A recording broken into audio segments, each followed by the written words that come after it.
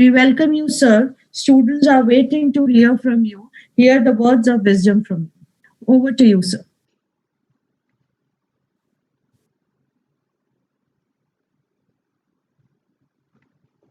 Yeah, very good morning.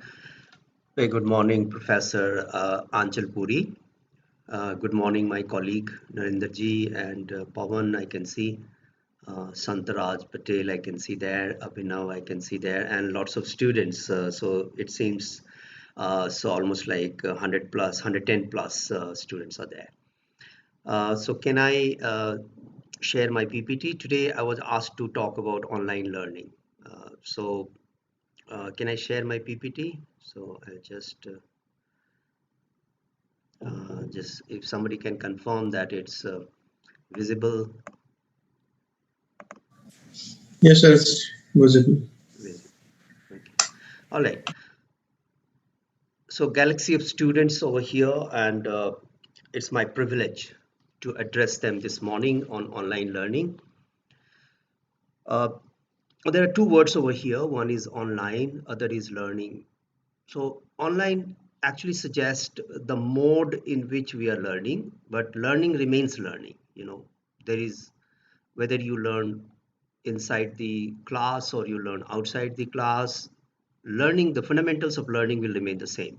It's only the mode that has changed, and it has changed due to the circumstances. The pandemic, we all know that the whole world has gone online because there is no possibility that we should meet physically, and there is no way, and there is no need. We cannot risk our lives uh, and put our near and dear and our friends, relatives in danger by meeting closely physically. But I hope things will return to normal and we'll get back to the normal classroom circumstances. But as an academician, what we are talking about is that even if we come back to our classroom in the normal face-to-face mode, online learning has its own certain advantages, and it will stay with us for times to come. And therefore, it makes sense for the students not only just to think about online learning today because of pandemic, but they should also embrace it as part of their learning. Uh, and what I'm going to tell you today is that there are many things that you can explore online, which is not possible to be explored offline. So there are certain distinct advantages associated with online learning, and these are the advantages that you must capture for your future growth. So that's the essence, in essence, what I'm going to talk about. So let's first talk about learning. So about learning, I find this particular quote very interesting and very inspiring. So Eric Hoffer, who on at one time he's a social philosopher, and at one time he said that rudeness is the weak man's imitation of strength.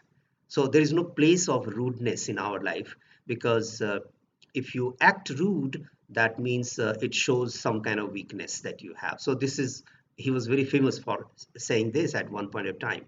Let's see what he has said about learning. So he said that in times to change, learners inherit the earth. Uh, Look at the significance he has attached to learning. He said, "Is the learner one who is constantly learning things, new things every day in and day out, are the one who is going to inherit the earth. The earth is going to belong to people who will learn.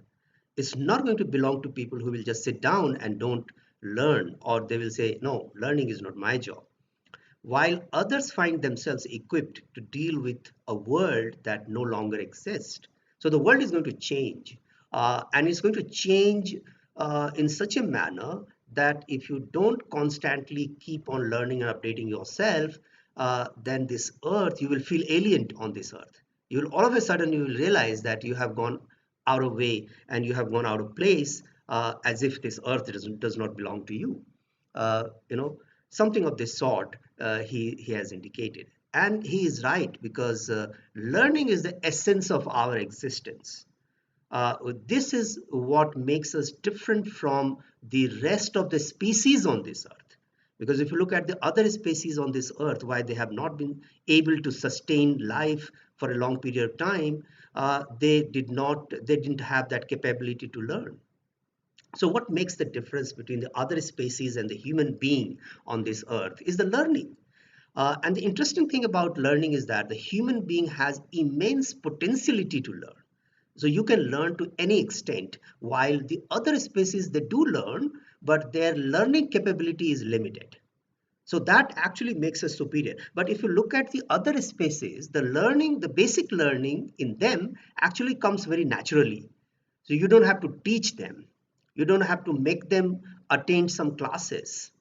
So, one animal passing on the standard behavior into the other animal, that is their babies, they don't have to conduct classes. They don't have to conduct workshop.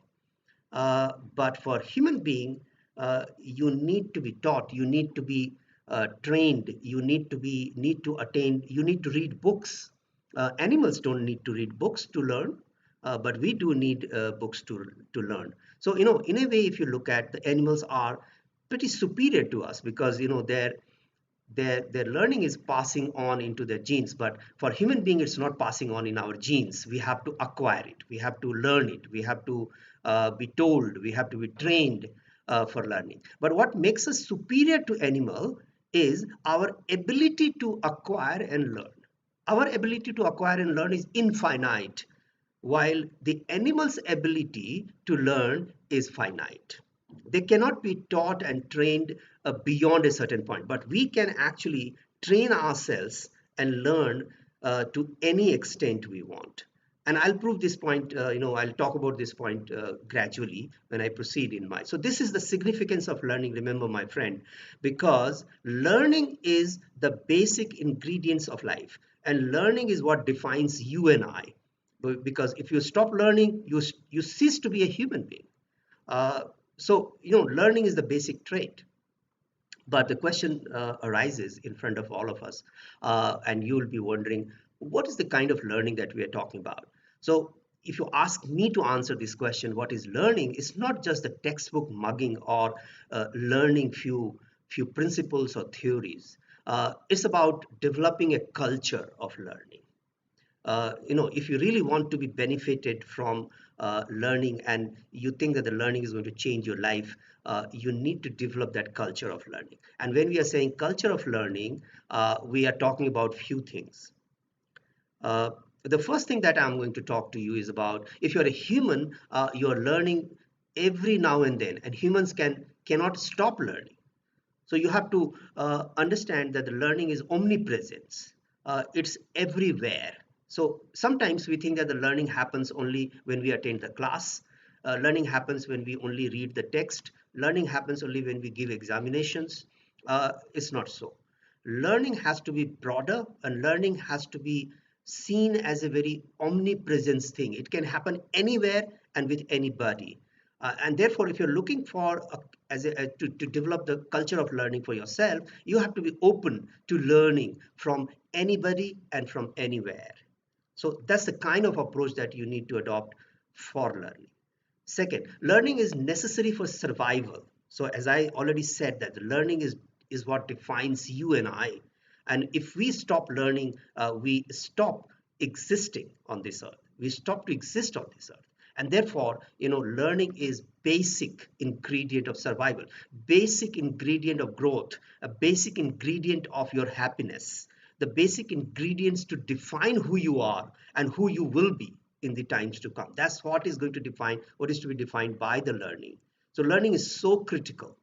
Third, learning experiences happen all around us. So I've already made this point. So I'm going to the fourth. We can either direct the learning, or we can allow them to happen naturally. So when you are asked to learn few things, let's say for example in your class you have a syllabus, and then that means that if you're doing BA in history, or you're doing BBA, you have a defined syllabus. So that means it's a directed learning, and you're asked to learn certain things in order to develop those expertise.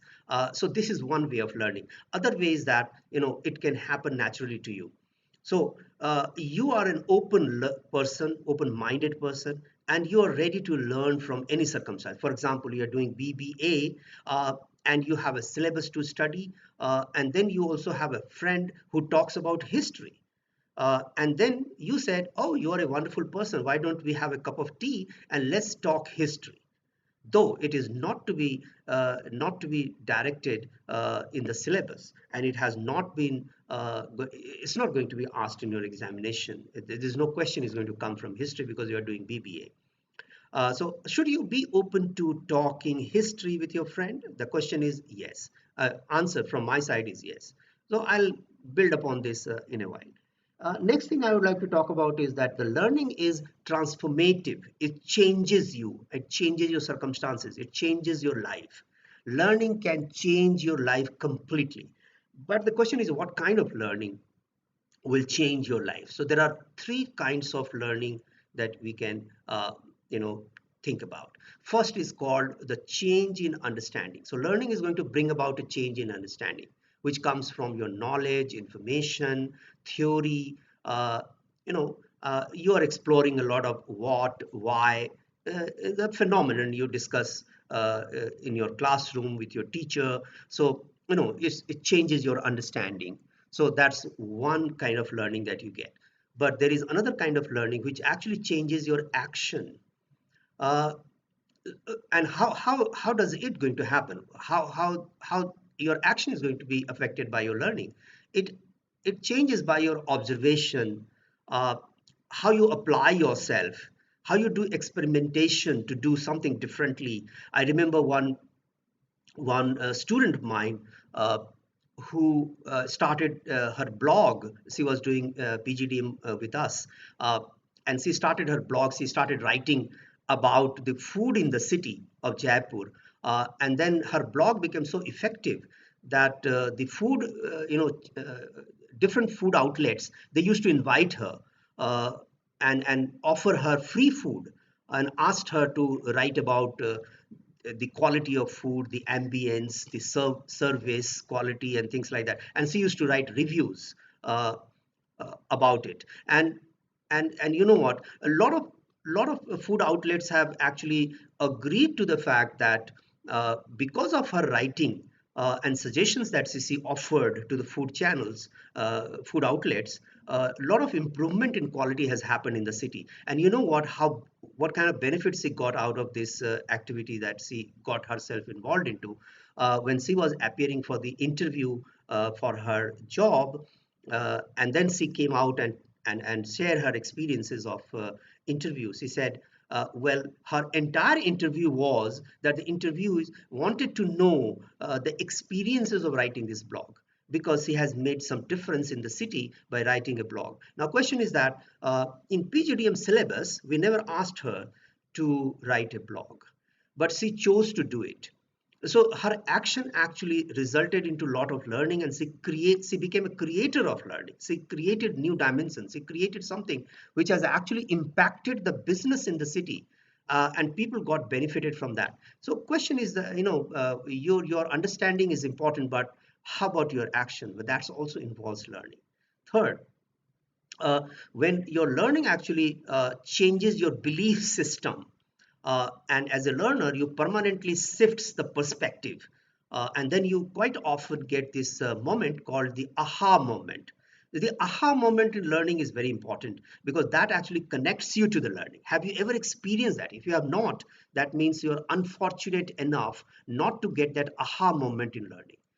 Sometimes you must have experienced, some of you, I don't know, but if you read a book or a novel, when you read a paragraph, you feel like immersed into it, uh, and you feel like living it, and it actually touches you somewhere at the heart of it. So learning should actually touch you somewhere. Learning must touch your heart. Learning must touch your heart. If you are not able to establish the emotional connect with the learning, the change in the whole perception towards world is not going to happen. Therefore, your proximity to what you learn is very important. Uh, and therefore learning actually expands your capacity of yourself, because you're changing your understanding through learning.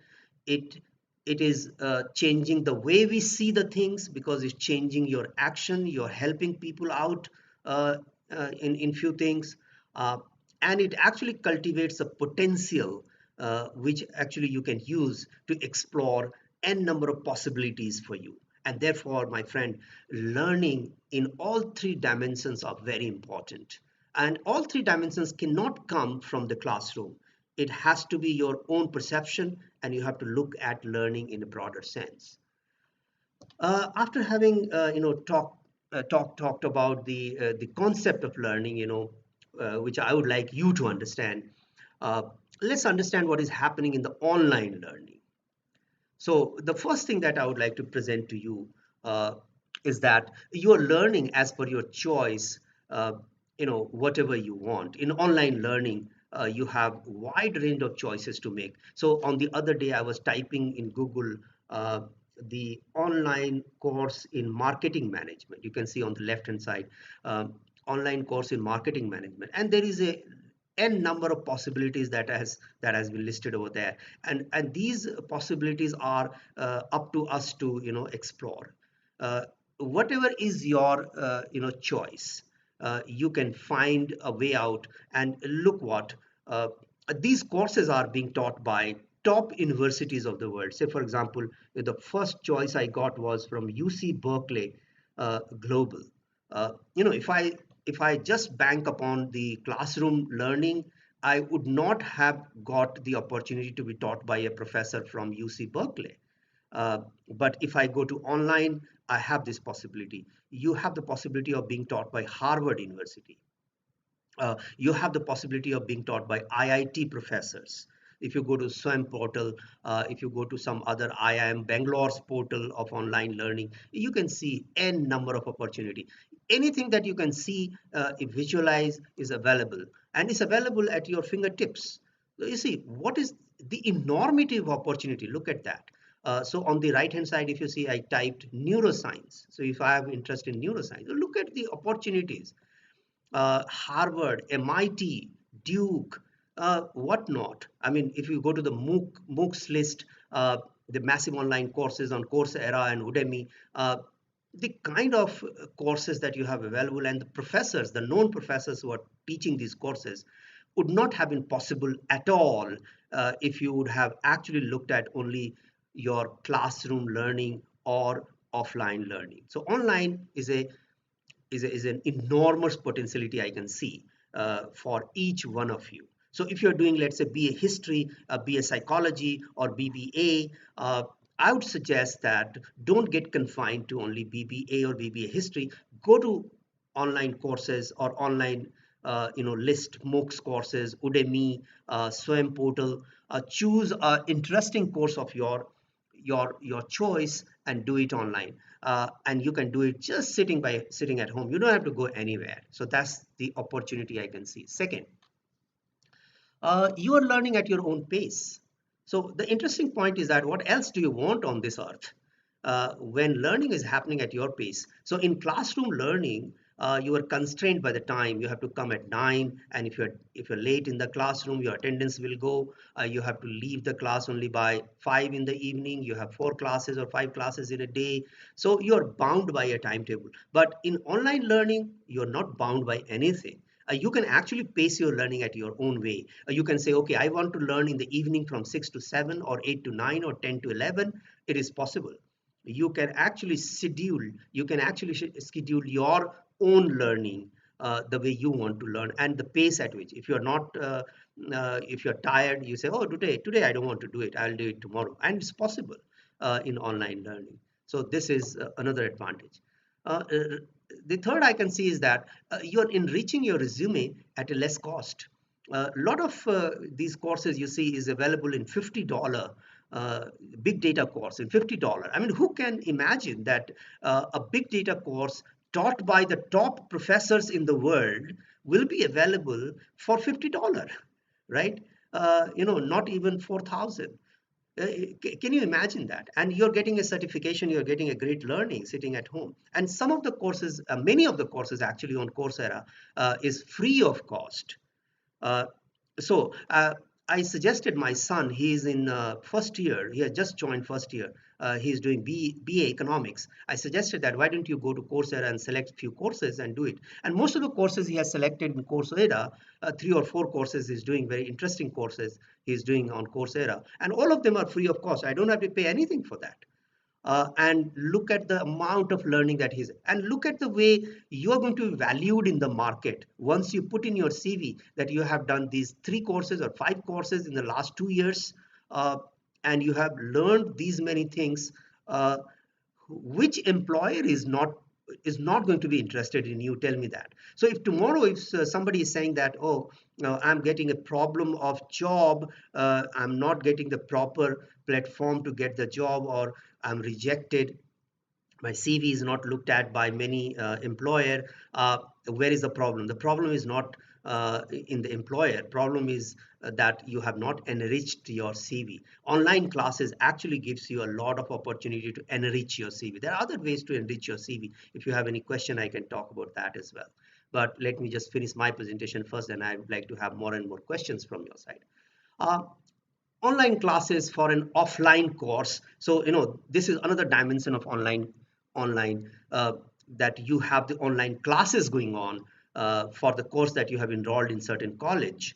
uh, so there are certain advantages of that, there are certain disadvantages. So today if I ask my student, because they have gone all online, uh, we didn't want them to miss the learning, so we have put everything online, and the classes are going on, and it's going on in a full-fledged.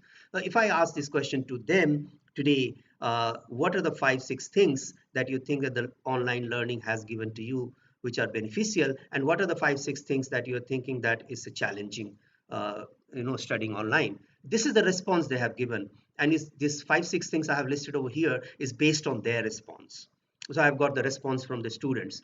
The first, they said the blue side is the positive thing, and the red side is the challenging thing. So let's first read out the blue thing.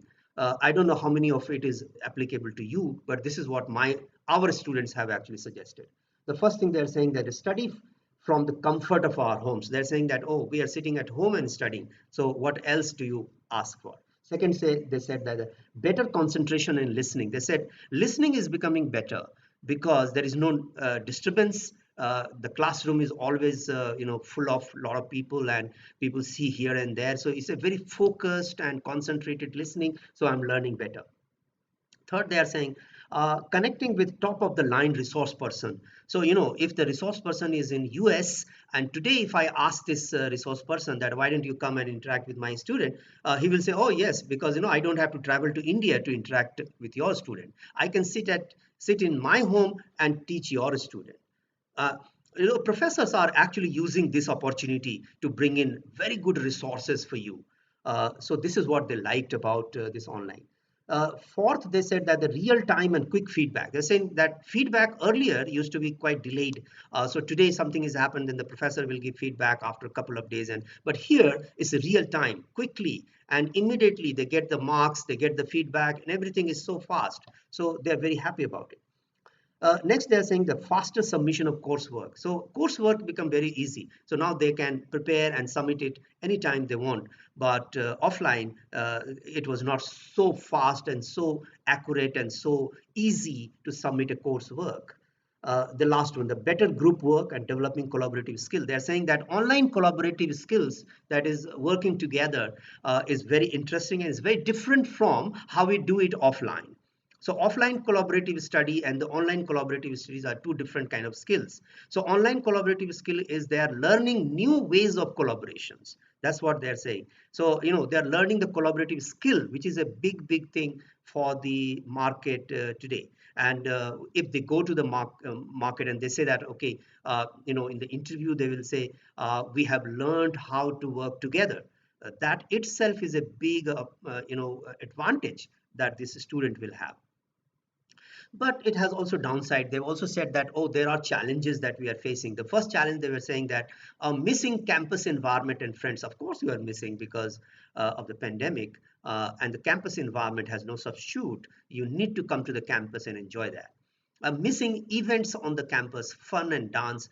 Oh, you have DJ on the campus, DJ night and things like that, and a lot of cultural fest you are missing. Of course, you are missing. And I will say that, yes, this is one big thing that all of you, one of the purpose of coming to the campus is to network with your friend, to see each other, to shake hands with them, to dance with them, to, enjoy with them. uh, Missing hands-on learning. Of course, this is one big aspect that we are all missing. Hands-on learning has no substitute. Experiential learning have no substitute.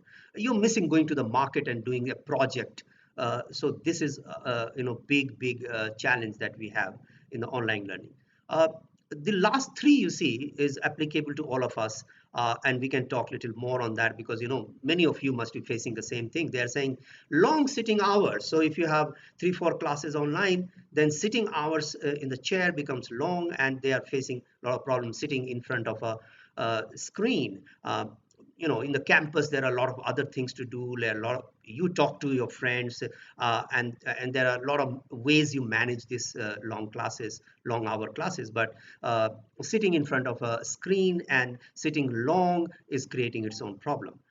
Less interaction. So interaction at will is not possible online, while you were in the classroom, interaction at will was possible. Mental stress is one very serious issue because if you are in front of a screen for a very long time and for a long period of time, months together, it has actually created mental stress for many of us. It's not just for my student friends, but also for the faculty, also for all of us, the mental stress. So how to cope with all these? So I have just jotted down few challenges and the ways how you can overcome with that. So I'll be a little quick on that so that I can entertain more questions. The first challenge I have noted down here is that the campus socialization or group study issues. How do you tackle that? Uh, how do you maximize or how do you substitute that? So my suggestion to you are four. First, create a rapport and make friends in the online classroom. So you still have the opportunity to make friends in the online classroom. Second, participate in the class discussion. Never shy away, because sometimes the class goes like this, that we put off our camera, we mute ourselves, and we go. I mean, the classes are going on, but we are not there. Sometimes the students will just put on the earphone, and they will listen, walk around, and listen. So listening, at least your listening is good, but if you're escaping it altogether, it may not actually create a good experience for you. So if you really want to have good experience online, you should participate. You should be visible on the screen, because if you see yourself on the screen, it actually gives you the incentive to be there on the screen. That's very important. Third, be prompt to reply in the group task discussion. Sometimes we take it as an excuse. Okay, it's online, forget it. So it's an opportunity for me to escape the class. So you just log in and do nothing. And you're not even listening to your professors, but that's not going to help you. Actually, you can actually save some time for yourself, but it's going to create a stress in your mind if you don't participate. And therefore my suggestion to you is that if you're sitting in the online classes, must show yourself on the screen. You should see yourself in the screen, number one, and you should take part in the discussion, because the more you engage yourself in the talk and the discussion and listening, the better it will be for your mental stress, and you'll learn better and you will do better. The last, create group outside the classroom. So it's not just about the classroom. So if you have a friend, 5 6, why don't you do a Zoom meeting in the evening with them, 5 6 of you, and then talk about movie, talk about your common interest, and also talk about history, also talk about food, also talk about culture, sing a song. Why can't we do that? It's an opportunity for us. uh, we can still do it. We can pursue creativity, we can share common interest, and this is going to actually increase your interest in the online learning, and you will discover the wonders of being online. Because as a student, the moment you start discovering the wonders of being online, you will see that lots of problems that you face in online learning will go, because you will feel attached, you will feel engaged. Second challenge is instructor's response time. Uh, so here the the suggestion is that learn to communicate in informal situation and utilize instant chat services very professionally. So you should keep on writing something when the classes are going on. You are allowed to write in the chat, so you should write in the chat some relevant questions. You should talk in through chat to your friends, to your professors. You should keep on doing that. Third challenge is the time management. So here the suggestion is that make a timetable with the slots for relaxation as well as study. So when are you going to study? When are you going to be offline? You should have some mental chart for that. This is one skill which is very much required. How you pace up your day, how you plan for your day is very important. If you don't plan for your day, then your stress level to cope with the things which is going to come all through the day is going to increase. And therefore, planning for the day is very important. And you have to do it in the previous evening. You can create a mental map for yourself, what is going to be there tomorrow. So a good student, those who are feeling stress-free and they are learning more online, are the one who actually creates a mental plan, if not the written plan, for the day. So that's very important. Motivation of the study is another challenge, because you keep on getting stressed, same thing time and again, just sitting in front of screen. You don't know who is listening, who is not listening. You don't feel engaged, and then your motivation level goes down, and that's a very big challenge. uh, so here my suggestion to you would be create a class-like environment at home. So you should take the class seriously. I have seen many of us actually don't take it seriously. So you're sleeping on the bed, and then connecting through the mobile and putting yourself off and attending the classes. But that's going to create a stress. That is going to create reduce your motivation. But if you're well dressed, properly dressed, sitting in the chair and table, sitting in a proper corner, setting the setup of your table is very nice, and then you attend the classes, you feel like engaged fully, and then it is going to create less, less stress, and it will create motivation for you. Take class from a study table always. Don't take it from the sofa or some bed or something like that, or moving around in the garden. Don't do that. You should have a discipline of sitting on a table and chair and take the class. Dress up if you can, and have a pen and paper to note. So most often I have seen that the students who will be online, they will not take the pen and paper, and they don't note down many things which is happening in the class. So you should have a pen and paper, and believe me, you do this experiment with you. You keep the pen and paper with you and start noting down important pointers in the discussion or the professors telling, and you will feel that your motivation level is automatically going up, and your motivation and your stress is automatically going down. And why it is happening? It will happen because the motivation level and the stress, they are related to your engagement. The more you engage properly yourself through different means in the classroom, which is happening online, the greater you get motivation, the lesser stress you get. So your engagement is the defining point, and you are actually giving away the engagement opportunity.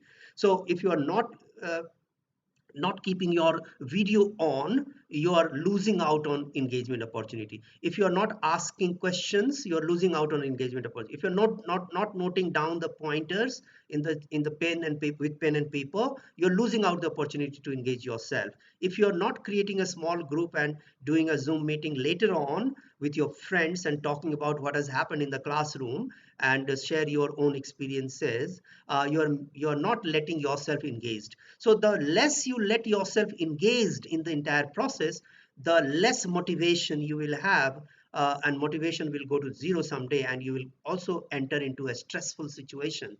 Sometimes we also call it something like depression. So depression is a result of less engagement of people. The lesser engaged the people are, the greater the chances of getting into depression. So I'll talk about it if you ask some more question on that. The last one is the mental stress, of course. So here you have to cultivate something called the stoic response behavior and practice mindfulness. I'm not going to explain it here. I can tell you some more stories later if you ask the questions on that. What is mindfulness and how you can practice? what is a stoic behavior response to cope with the mental stress is a very important dimension that all of you should learn. What I'm going to end up with is the 4 steps I'm going to give you to maximize your gains in online learning. The step number one. So as I clearly suggested, that you have to be there. You have to be there physically, you have to be there mentally in the online classes. So, do something before the class starts, prepare yourself for the class, and do something after the class gets over. So, your engagement that you create before the class and after the class is going to define a lot of learning for you. You have to be an active learner, so keep pen and pencil, keep on writing, keep on asking questions, discuss, take part in discussion. Don't be just a mute, a spectator. Uh, that is the meaning of being there. Don't treat learning as an event to be scheduled. It can happen anytime. So you have to look for any event to be organized, which actually enhances your learning in any manner. So that's the step number one. You have to be there. That's step number one. Step number two, you need to reinforce what you have actually learned. So making mistake is a gateway to learning. So never think that the mistake is bad. Mistake is always good, because those who are making mistakes is a testimony of the fact that you're doing the things. Those who are not making any mistake in their life, perhaps they are not doing much to commit a mistake. Anybody can commit mistakes. So mistakes are not that should depress you. Repeat it as many times as you take to learn. So learning means, if you have read something or if you have listened to something, and you got 10% or 20% of it, then what you have to do is that you also have to again go back and read it again to make it 30%. Then again you have to go back and read it again to make it 50%. So keep on doing this, and the theory says that if you read something, or if you listen to something, or if you speak something 5 to 7 times the same thing, it will actually sink into you, and your learning will become very good, and you can remember it for a very long period of time. So that's the kind of effort that you have. That's number one. And always try to take the learning to the next higher stage. So if you have learned something like, what are the factors led to the First World War? So that's what you have learned. Let's say now after you learn this, you should take it to the next level. You should learn what relationship India shared with the rest of the world during the World War, and what was the underlying factors, circumstances at that point of time. So this is the next level of learning. So you should always take your learning to the next level, because the mastery of learning is very important, and your effort to take it to the next level is going to define how you're going to learn. Step number three, be a self-learner. Don't depend on somebody to tell you and make you, do things. That's not the way we should be. We should know what we are supposed to do, and you have to find your own answer. Neuroscientists say that people retain this kind of learning far longer than just being told what to do. If I give you some agenda, if you say, okay, you learned this ABC, and then if you yourself actually discover and say, oh, I want to do this, I want to do this course, I want to learn this, I want to read this, if it comes from your side, your own discovery, your own engagement, this is a better learning. This is going to create a better learning for you. So be a self learner. That's very important. Step three, because it makes you a proactive learner. Step number four, you need to blend a lot of things. Just offline going to the class is not going to help. Suppose tomorrow pandemic gets over, and you go to the class, and then you think, oh, my job is done now, no longer online learning. I'm in the class, so it's done. Don't think like that. You have to actually blend few things for all time to come. Whether it's going to be pandemic or it's not going to be pandemic, it's going to be online 100% or it's not going to be online at all. You have to blend things. So there are three blending that I'm suggesting to you. One, you should blend self-learning and the peer learning. So there is no substitute of self-learning, as there is no substitute of learning from your friends, because the things that you can learn in the group with your friends, you cannot learn it alone. So remember, these two are two complementary boxes. These are not substitute boxes. And therefore, self-learning has to be blended with the peer learning. Peer learning has its own advantages, and you should not compromise that. Peer learning is very important for your life. Second, you have to blend online learning and the offline classes, and online learning for offline classes and the independent online learning. So there are two things that we are talking about. So you have joined, let's say, Cannodia College, and you're doing BBA, and there are online classes going on. That's one thing. But you go to Coursera and select a course in marketing management or say data analysis, and you do it of your own, irrespective whether it is in the class or it is in the syllabus or not, right? So you have to blend these two together. You must have some independent online learning for yourself, uh, and this kind of blending is very much required in times to come. This is good for your employability as well. The third blending, the textbook learning and the experiential learning. So experiential learning is about when you actually contribute by doing something. Like I gave you the example of my student writing blog. So there are hundred of things that you can start. You can help some self, you can join some self group, you can join some learning groups in India or abroad or in the city, and you can do some constructive work, contribute to the society, live for some cause. uh, these are very important aspect of learning. And your experiential, or maybe you do some project, you do some hands-on uh, with some industry. So textbook learning is important, but it has to be blended with the some kind of contributions that you do in terms of experiential sharing or experiential learning that you make. So these are the four options. I'm going to go back again, just to give you a glimpse of it. Be there, you have to be there physically, mentally, you have to be there, and be very systematically over there, because it's going to help you. It's going to increase your motivation, it's going to reduce your stress as well, it's going to maximize your learning. So decisions, remember, in life, decisions are made by people who show up. The decisions are not made by people who do not show up. So you have to cultivate that culture of showing up. You have to be there on a spot. You have to be there when the action is taking place. And you have to be there fully prepared. Don't shy away, don't take yourself off.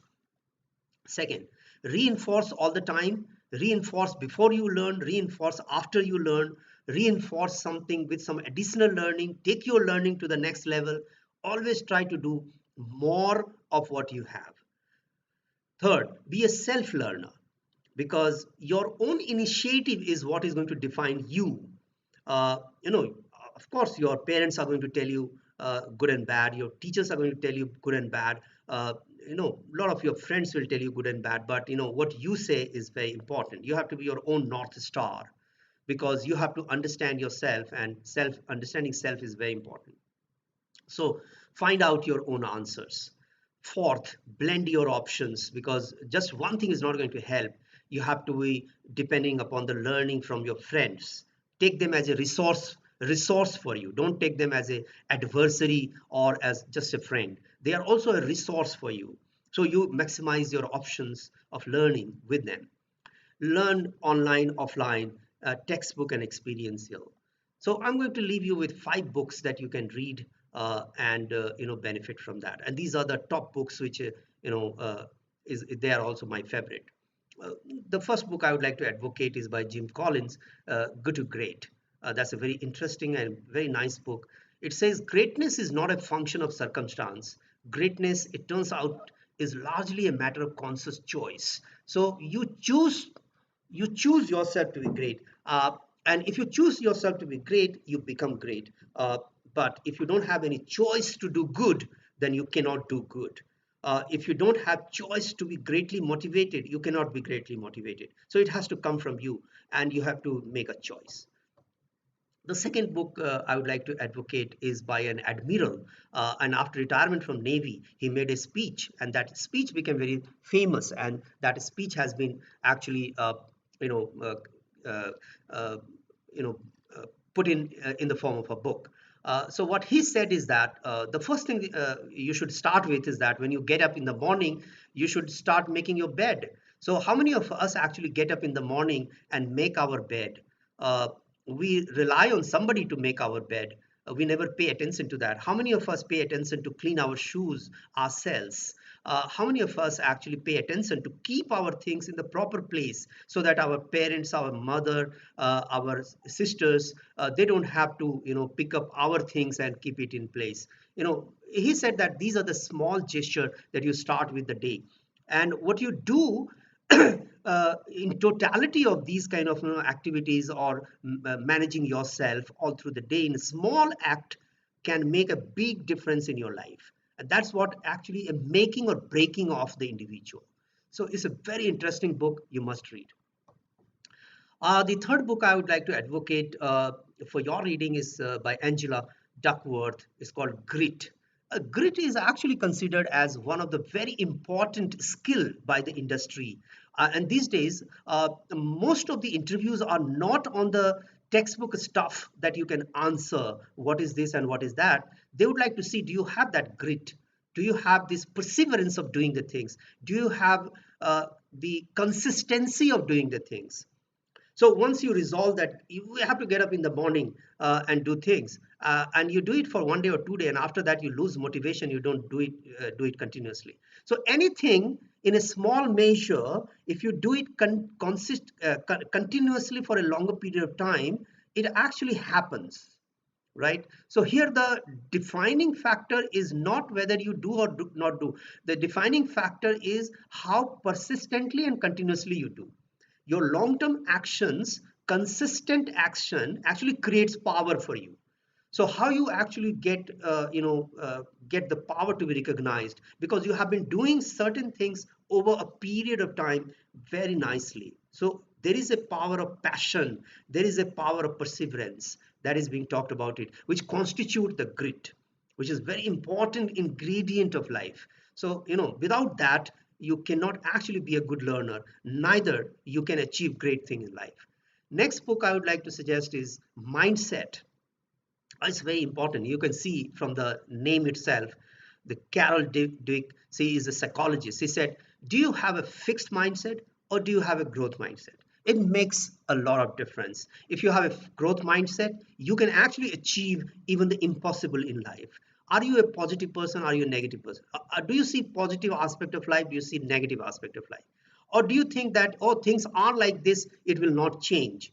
Or do you think that, well, things are like this, but it can change, and I will work for changing it? So it makes a lot of difference. So, the growth mindset is what we need to inculcate. And how we can anybody else, somebody will come and is there a module which can develop growth mindset? You have to actually resolve and do it yourself. You have to convince yourself that growth mindset is what you choose for. So your choice makes a lot of difference. So the choice that you make in daily life is going to make a difference. The last book I would like to suggest to you is called The Power of Positive Thinking. These two books are related, Mindset and The Power of Positive Thinking. They are related, but you must read this book. Norman Vincent is saying that the self-belief and determination is the key to success. And the mindset, mind it, when you are in shit, you are not doing well, and your motivation is very low, and things are not happening around you, it creates a certain mindset. Don't you think that it also creates a certain mindset, the mindset of negativity? So there is a mindset of negativity which actually creates negativity around you. So if this is a fact, that mindset is tuned to the negativity, and that's the reason why the negativity, you see everything negative, there is a possibility that you can actually have a mindset of positivity which will create a positive things around you. So if there is a set mindset of negativity exists, there is a mindset of positivity also exists. And therefore the people who actually climbs up in the life, and they make a difference in their own life, in the life of their relatives, in the life of people around them, these are the people who actually have actually cultivated the self-belief and determination of positive thinking in their life. And your mantras should be, appreciate, approach, and acquire. So I'm giving you these three words. Appreciate means you have to appreciate the omnipresence, nature of learning, that learning happens anywhere, it doesn't only confine to textbook, it doesn't only confine to one thing. It happens everywhere, and you have to be open for that. Second, you have to approach learning. Learning is not going to come to you. You have to be self motivated, self righteous, in order to go forward and grab the learning. So you should have that mentality of, I'm going to go forward and grab the learning. So even in today's world, online classes, if I ask 30 students, uh, you know some of them will say, "Oh, it's bad, it's harming, it's demotivating." Some of them will say, "Oh, I have discovered wonderful things in online learning." And this is exactly what I showed you in the in the result of my survey with my students. So we have the set of red flags, we have the set of blue flags. So you can see. So it's a mindset. Uh, these two are the two mindsets. There can be some real issues, and then a person with a positive mindset will actually look at how to solve that problem or the challenge. They will take it as a challenge, not as something which is actually ruining their life or is nothing can be done about it. So approaching, you have to come forward and approach it. That's second mantra. Third is acquire. So when you come out and approach, you have to grab it. You have to take it on your fold, take it to the next level. You have to assimilate it in yourself. So that's how the progress happens, and that's how the learning takes place. So this is my WhatsApp number, my email. I enjoy talking to our young friends, students all over the world, all over the country, and I keep on talking to them. And I love doing this, helping them out in their life, in their career, in their studies. So if you have any further query you want to discuss, you can get back to me anytime. So I'm stopping the uh, the PPT. I'd be happy if I get some questions. Yes, sir. Indeed, a very practical session and great observations, which only a great person who is in the field of education can assess. There are certain questions by the students, sir. Monalika is asking a question, how to cope up with mental stress after taking online classes. Hmm. Yeah, Monalika. So this question can have two dimensions. One is how to cope with the stress in general. Another is that she's asking specifically after taking online classes. So this means underlying factor is that when she is taking online classes, she develops some stress. So I'm answering her specifically. So Monalika, if you have developed this kind of thing that after you take online classes, uh, you get stressed, then you need to tell me how you actually approach the online classes, how you take it, what you do over there, because these are going to be important factor defining your stress. So as I suggested that if you increase your engagement in online classes in very many manners, then your stress level will automatically go down. But if you have some physical symptoms like headache and something, it may be because of your eyes. So go and test your test for your eyes, because you are in front of a screen. So you can also develop use something like protection, screen protection you can use. So that can happen. But if you have persistent headache, then I would suggest that you should meet your doctor and ask them. One of the suggestion I can give you is that in that case you should stop your video for some time, have some water, just walk around, and come back again. So you should have a regular break in between. So that's the only suggestion I can give you in front of you. But I'll be able to talk to you if you can separately talk to me. I would like to know the way you come online, the way you attend the classes. If I know that in detail, then I can give you some more suggestion. But I would like to talk about more in terms of general stress. So I would like to explain here the mindfulness and stoic practices, which is in general for everybody, you and I, who get stressed for any reason. The stoic response is about the fact that you live in present, you don't clamor about the past, you don't be too much worried about the future, because the the interesting thing about the past, present, and the future is that most of the stress is when we talk about our past.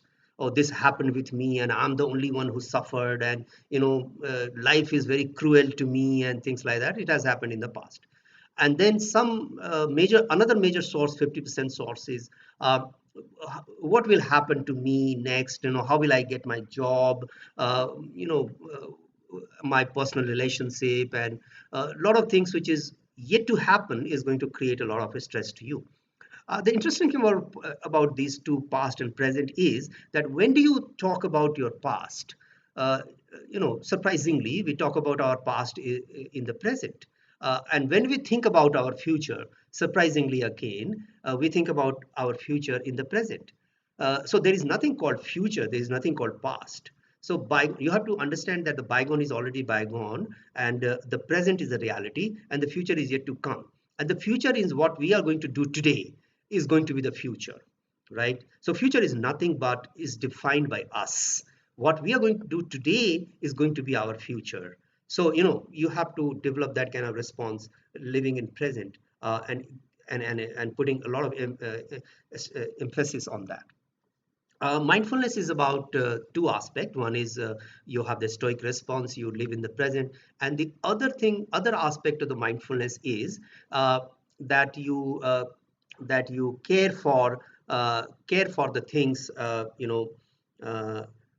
you look within all the time, and you develop that kind of approach around you, that you have to do this, and these are the source of my joy, and this is what I want to do. So you define yourself first. When you and When you have a sketch about yourself in your mind, you can win the battle anytime. So I can say this much at this point of time. Thank you. Thank you so much, sir. Another question from Kavita Vaishnav is, sir, how should we get rid from the distraction while online study? Distraction. I was thinking the other way, because most of the students I asked, they said there is very less distraction in online. Actually, more distraction happen in offline. So offline, when you are in the classroom, you have 60 faces around you, and the professor is moving in the classroom here and there, and with some gestures, with some talk. So more distraction you get, and it's difficult to concentrate over there. But most of the students actually said that online is more focused. But that's my observation, and that's what my but probably Kavita's experience is a little different. So here again, I would like to know what she means by distraction. What kind of distractions he has? What is the distractions he has? Is this the focus she is losing, or she is not able to? You see, one of the stress that I get sometime, I suppose it happens with others as well, is that I'm not able to see people on the screen, because most of them say if I look at my screen today, I can see Dr. Swati, I can see Pavan, the two face, and all other faces are not seen. Their names are just written on the screen. So this is a source of stress for me, because if I see people on their face, I'll be able to speak better. This is what I feel. But speaking just to a blank screen is a big stress for me. So so sometimes this can be a distraction. So you're sitting on the screen and you're taking a class. You're not able to see your professor. You're not able to see your friends, and you're just looking at the screen and listening.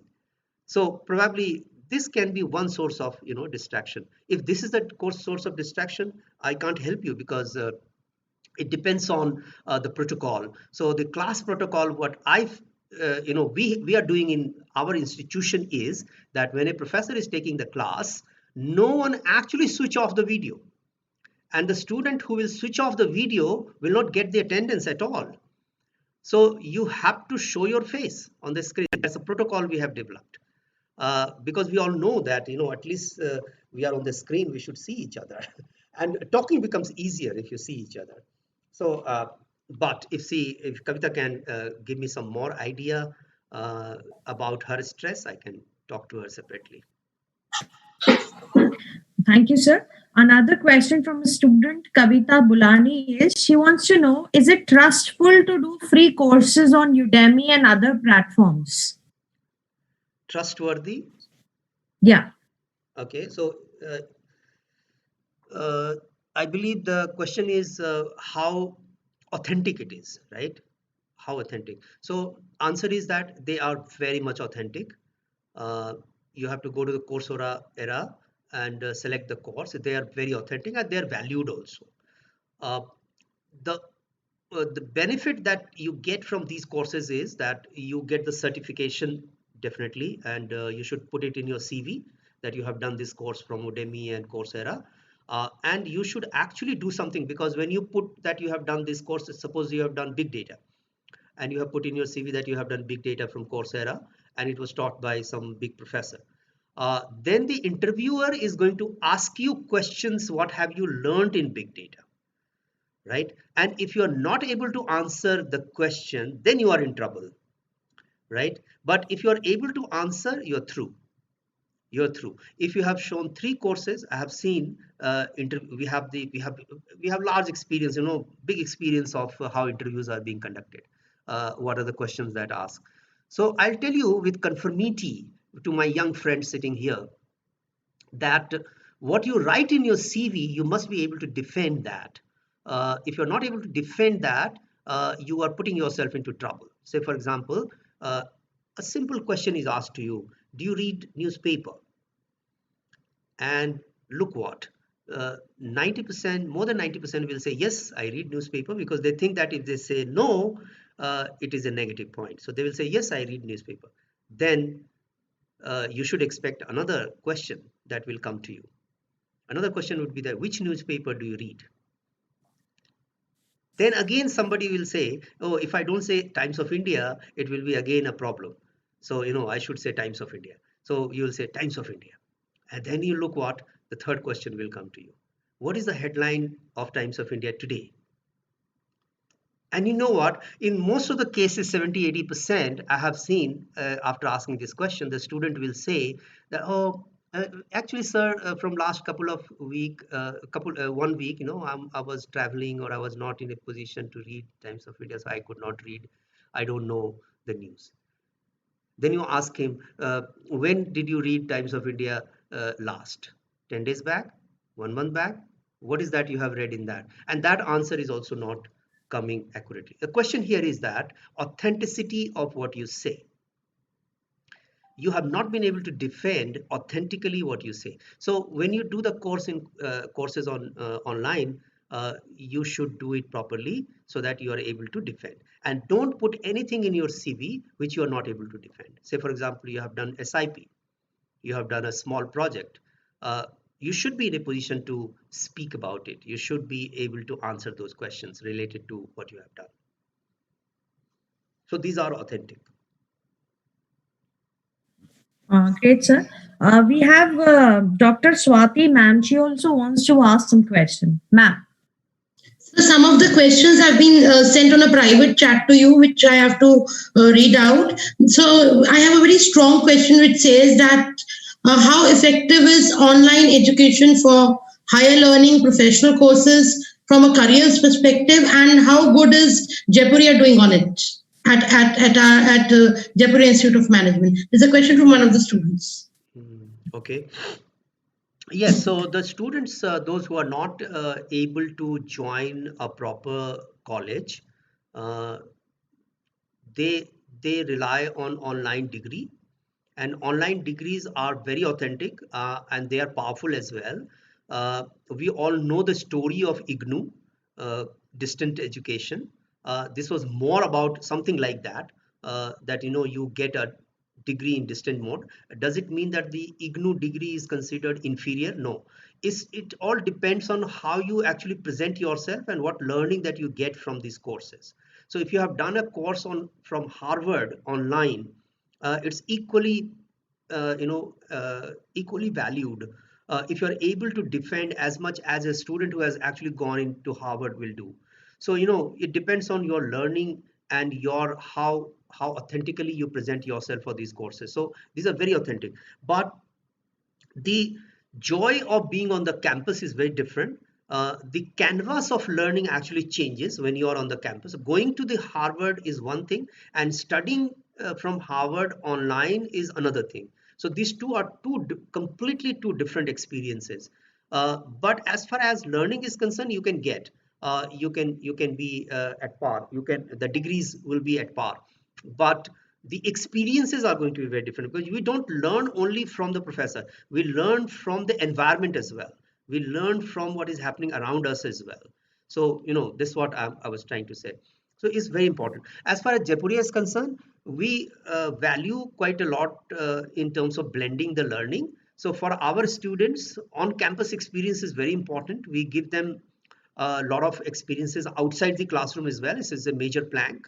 But our professors will blend a lot of online learning for them, because certain things which are available online cannot be brought into the classroom so easily. And therefore, we don't want them to miss on this aspect.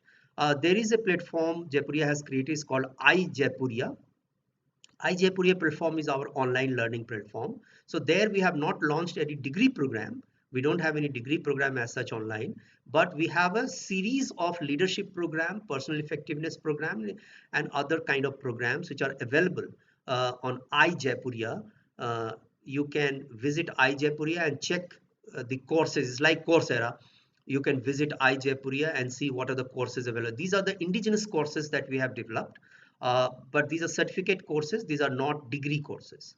So these are for the learning purposes. So you want to do any of these courses, you are most welcome. So this is what, but we are going in a big way in online learning. Here in Jaipuria, you will also get the practice of sharing a lot of learning videos by the professors with you. So in every course, our professor actually prepares a lot of small videos on the topics. And these videos are made available to the students before the class starts. So we call it flipped video. So before your class actually takes place on a particular topic, you receive these videos through LMS system, and you can go through this. So you are prepared for the class. So in order to, even before you enter the class, you know the subject, you know the basics of what is going to be taught in the class, and you are prepared mentally, to a larger extent to attend the classes. So these are the practices. So we value quite a lot online learning, but we don't have any online courses as such. We have certificate courses in iJaipuria.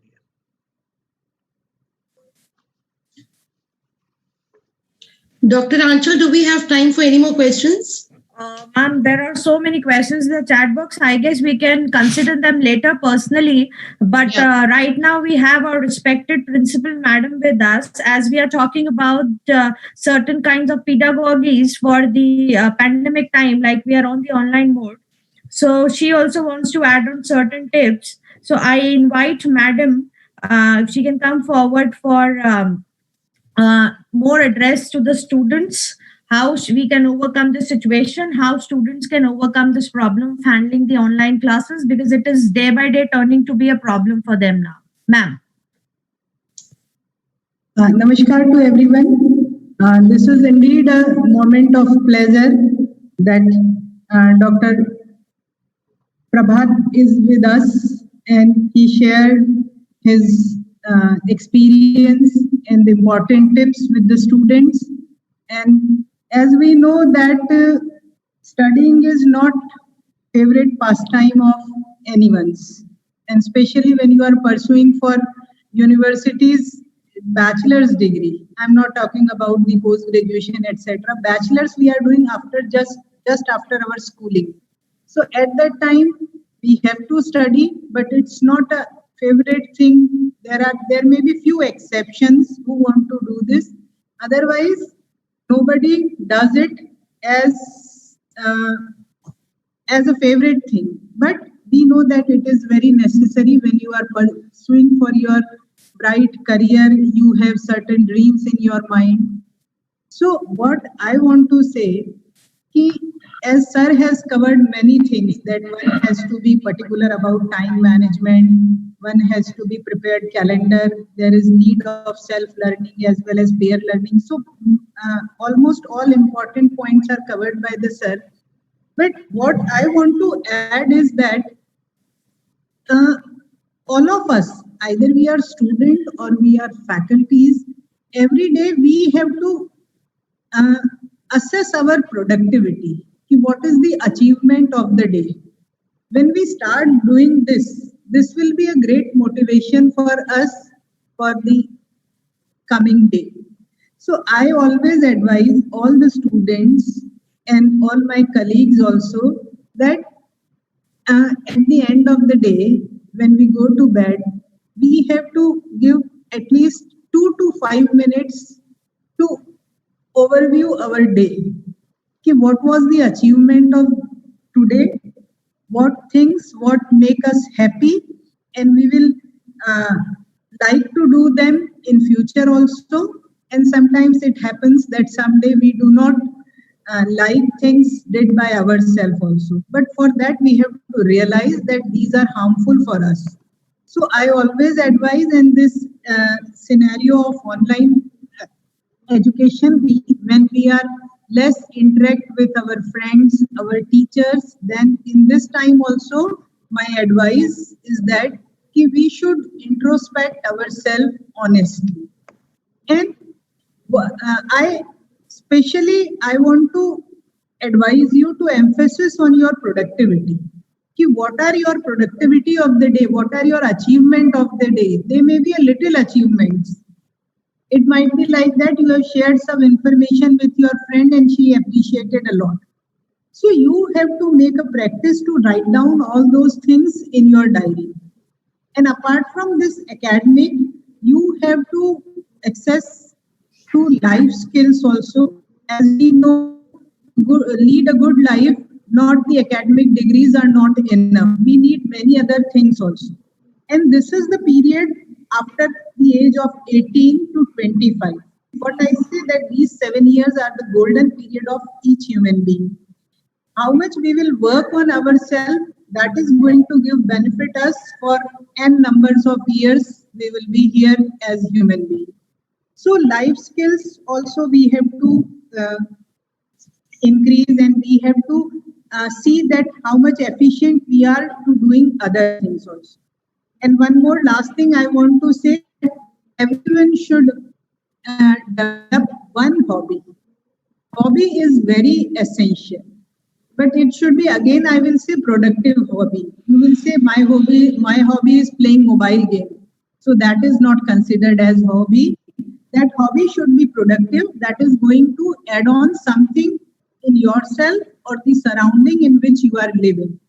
So that these are the things which I want to add on. And one question to all the participants. As Sir has emphasized a lot about pen down the things you like. So my question is that Sir has recommended 5 books to read. So how many of you have note down the name of those books? Why I am asking this question? Because I have note down all the 5 books names. So see, when we can go a step ahead when we are doing this. So this is why I like this, and I thought, "Okay, let's note down. I will also see whenever I get time, I will go through 1 or 2 books recommended by Sir. So my question is that how many students have note down the name of books? So this is the answer of this question itself answer your many questions. How sincere you are, how distracted you are, how stressed you are. So again, the thing is that whenever we are doing something, we should be 100% involved in that thing, and that automatically solve many things in our life. So sir, thanks a lot. You have uh, given very required information to all the participants. Thanks a lot, sir. Thank you, madam. Thank you. Very valuable comments. Thank you, ma'am. Very truly said. If you introspect yourself, you get so many answers. So here we come up to the end of a session. I invite Madam Akanksha Ganda for a formal vote of thanks. Over to you, ma'am.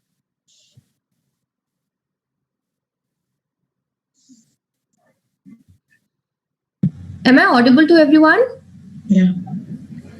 All right. So it was a wonderful session, Sir Prabhat Pankaj, sir.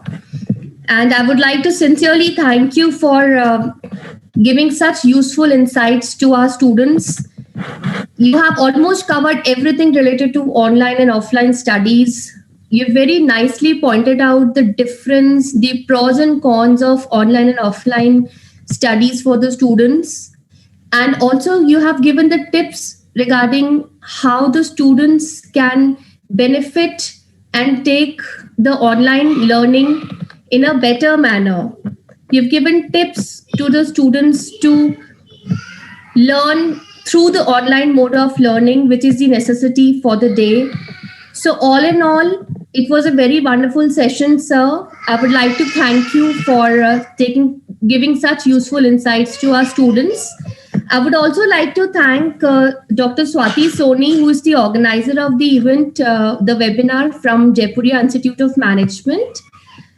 I would also like to thank Mr. Narendra Yadav for assisting in technical arrangements, and also Mr. Pavan Sharma for listening with everyone regarding the webinar. Coming to our college, I would like to sincerely thank our principal, Madam Dr. Sivan Agarwal, for joining us and also organizing such a wonderful session for the students and faculty members. And I'm sure that from this session, which we have had today, our students' mindset regarding the online learning is going to change entirely. And they are going to take the online learning from a different perspective now on. So thank you so much, Principal Madam. I would also like to thank our Vice Principal, Madam Dr. Sarla Sharma ji, for helping us organize the event, and also our convener for the event, Dr. Neetu Mathur ma'am, for organizing the webinar for all of us. And not last but not the least, I would like to thank all the students who have joined and made the webinar a successful one for all of us. So thank you so much, everyone, for joining, and I hope you're going to take much insights from this. Thank you. Thank you, Dr. Akanksha. I could see that some students they are asking for the name of the books. So, Dr. Swati, is there a way that we can circulate the name? Yes, we'll convey to them. We'll convey to the people whom we are in touch with, and we'll definitely give them the names. Sure. And any specific question that if they want to really hard pressed to answer, so if you can pass it on to me, I can respond. Sure. Sure, sir. We'll coordinate and we'll get you the questions and give them the books. And thanks, everybody. I will share with the faculty, and faculty will share with the students. We'll share the names on their online classroom, so they will get the name of the books. Ma'am. We'll do it. Okay. And thanks for being a wonderful host and lovely audience. Thank you so much. Looking forward to meet again, hopefully offline next time. Thank you. Oh, sure, ma'am. Thank you. Thank you so much. Thank you, everyone. Thank you.